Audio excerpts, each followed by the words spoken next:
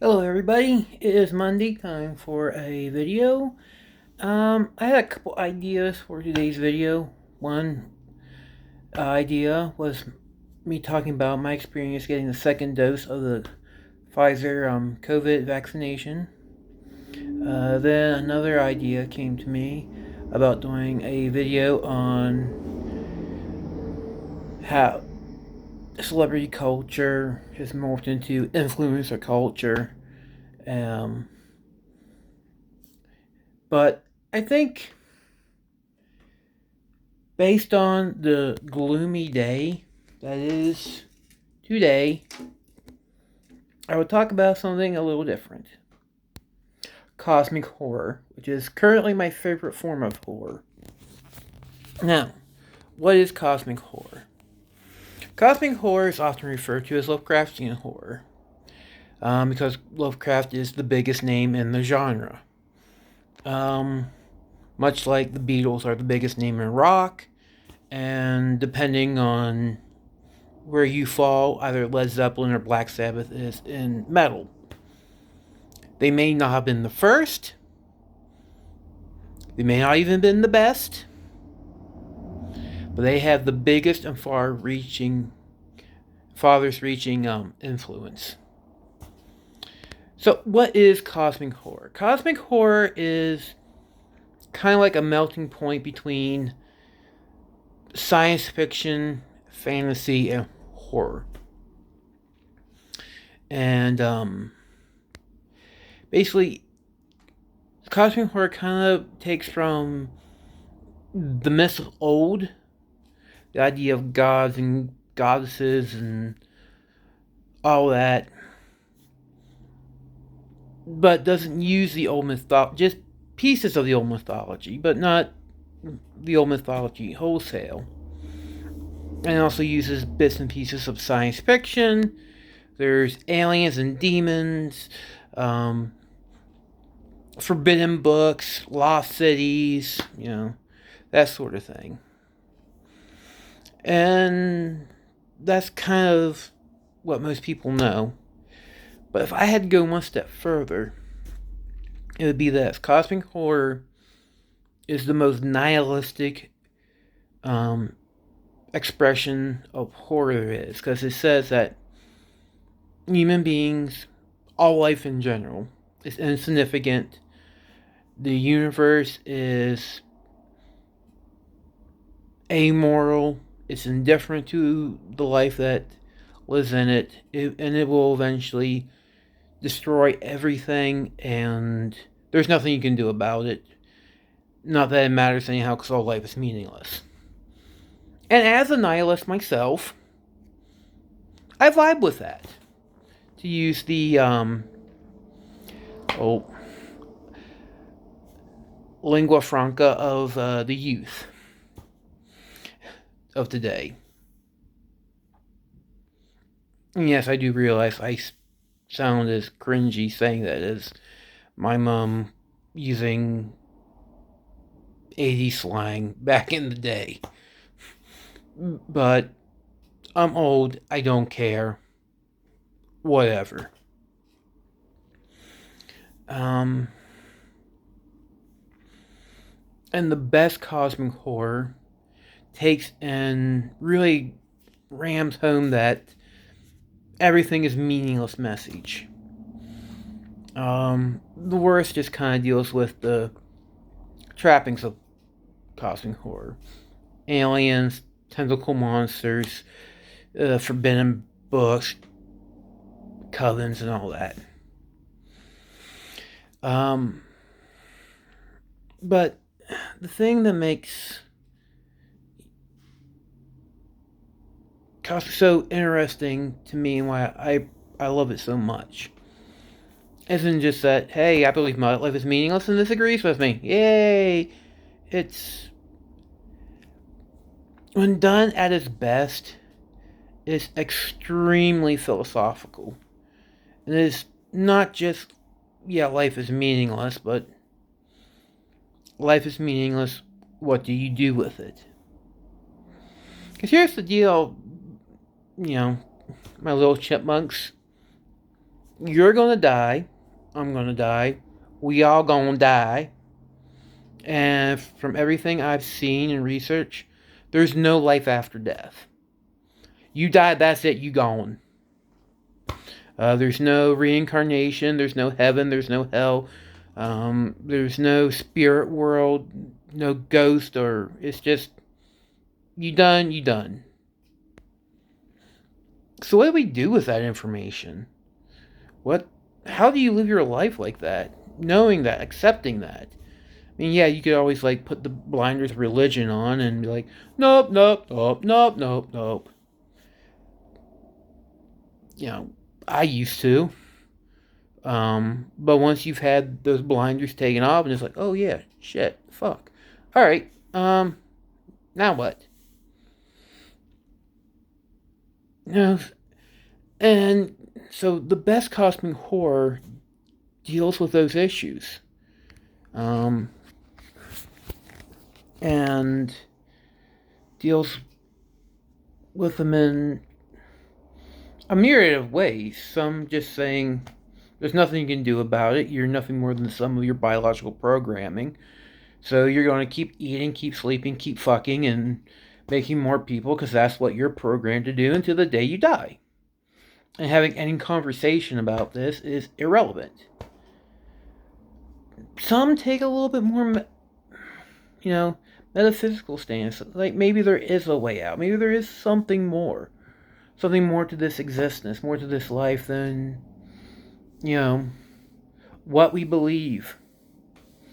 Maybe not what we want, but still more. Something else out there. Alright, just a little plug. I'm currently writing a book right now. I'm writing it in chapters. It's on my Tumblr page. Sardonic Nihilism. That's what I go by on there. And it's a queer slice of life cosmic horror novel. And what I'm trying to do is kind of take the themes and the aesthetics of cosmic horror and apply it just to a slice of life setting.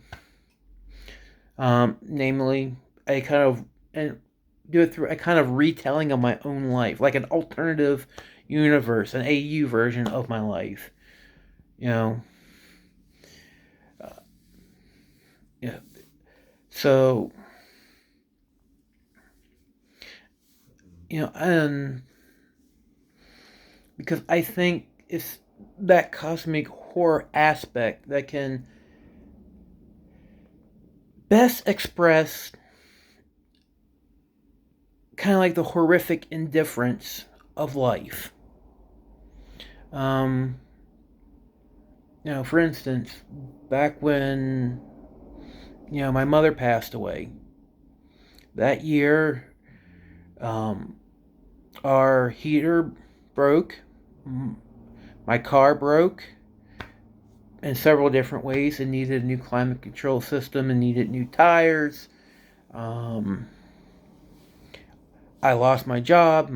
The company I worked for went out of business, and I got laid off. And all this major stuff was coming down, and it was mind-shattering, emotion-shattering, life-changing. But I still had to pay the bills. I still had to take care of my kids. I still had to eat. I still had to sleep. I still had to piss. I still had to shit. Life went on. So while for me, my entire world was crashing down around me, and it felt very significant in the grand scheme of things, it didn't matter. Heck, it even mattered to my own biology. And it's, kind of like that too. It's like we have these major, what we consider Earth, history-changing events, world wars, natural disasters, and they feel big, they feel important, and Tuesday always comes. Monday always comes. Wednesday always comes.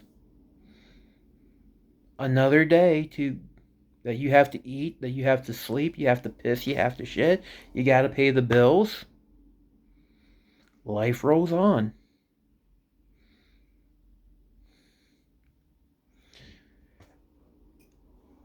And I think that is also what gives cosmic horror its power, and that feeling of earth-shattering revelations, but it doesn't matter. Like, congratulations, you found the Necronomicon. Wonderful. It doesn't matter. Cthulhu's still going to wake up. He's still going to destroy the planet, and eventually one day Azathoth is going to wake up, and we're all going to pop out of existence. So yeah, that's just why I really, really like cosmic horror. That it's at its lamest, it's still fun. Because it's still monsters, it's still magic, it's still, things that go bump in the night. It's alien. It's fun.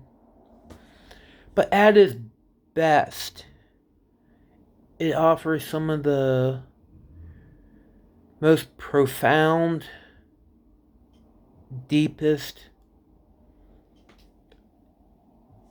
and most intimate reflections on the meaning of existence that's out there. So yeah, cosmic horror, check it out. Some of like I said, for the past year and a half, I've been doing a deep dive. Some of the classics, and sometimes it's really hard picking out where something starts. Somebody always has a different ground zero, but I would say probably personally, I would say A Narrative of A. Gordon Pym or Prim by Edgar Allan Poe is kind of ground zero for cosmic horror.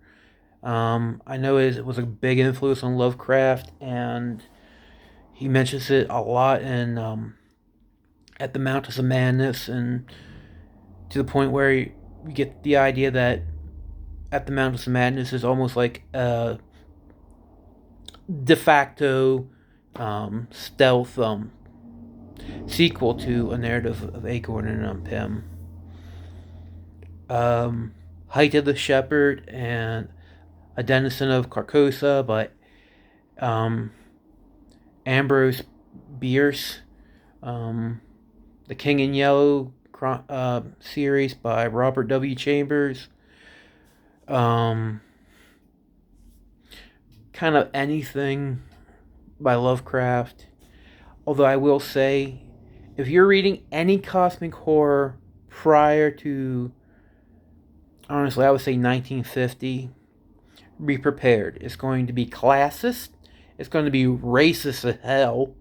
It's going to be sexist. So, yeah, prepare yourself to cringe. And if you're white, be prepared to be ashamed. And deeply ashamed. And, feel like you immediately have to go out and apologize to every person of color you see. Because it's bad. Contemporary authors, Christy Keymeister, I read her anthology, What Lies Beneath, that's really good. Tom Ligotti, he gets points, he has some okay stuff, but he's one of those people who I think write a little bit above what their intellectual level actually is, but he's still considered one of the best contemporary writers, so take it for what it will. Let's see. She Walks in Shadows is an anthology of women cosmic horror writers. Um, let's see. Um, yeah. So that's about it. Oh, Lovecraft Country. The Battle of Black Tom. Which is way better than the Horror of Red Hook, which is it's kind of a one part retelling, one part. The Battle of Black Tom is one part retelling, one part sequel, one part. And this also happened to the Horror of Red Hook, but it's much better. And it's probably one of the best of the modern cosmic horror novels I have read. So, I read mine. I'm not done yet. I'm still working on it. But yeah, sardonic nihilism on Twitter. Yeah, no, sardonic nihilism on Tumblr. A biography of the woman who never was, and so that's it. Have a good and gloomy day, and may the elder gods not drive you mad. Bye bye.